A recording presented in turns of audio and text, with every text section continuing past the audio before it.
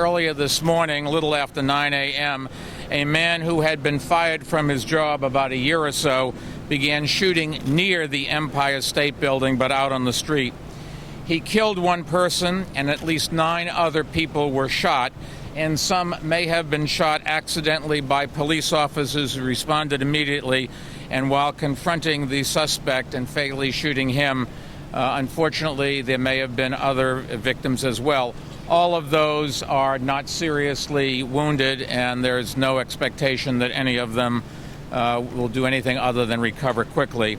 I ask everyone to keep the victims in their thoughts and in their prayers. This is a terrible tragedy, and there's no doubt that the situation would have been even more tragic but for some extraordinary acts of heroism. Every day, as you know, our police officers put their lives on the line to protect us.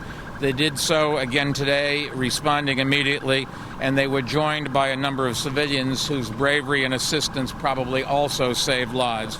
At 9:03 this morning, in front of 10 West 33rd Street, a disgruntled former employee of a company at that address shot and killed a former co-worker, striking him 3 times.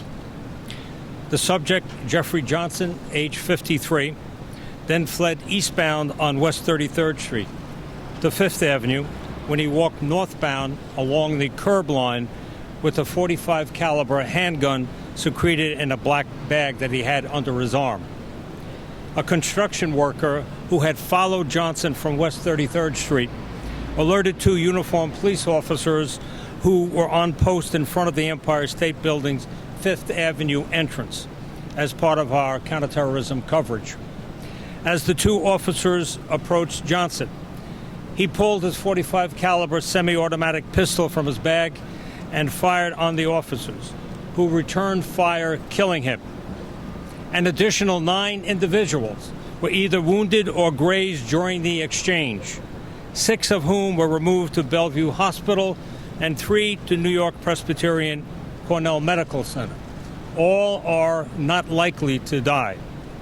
Johnson had been employed for 6 years at Hazan Imports, Hazan Imports, as a designer of women's accessories.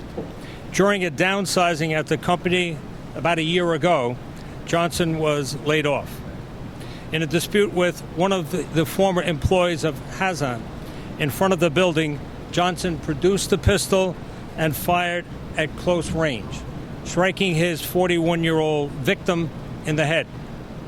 We're withholding the victim's identity until family notifications can be made.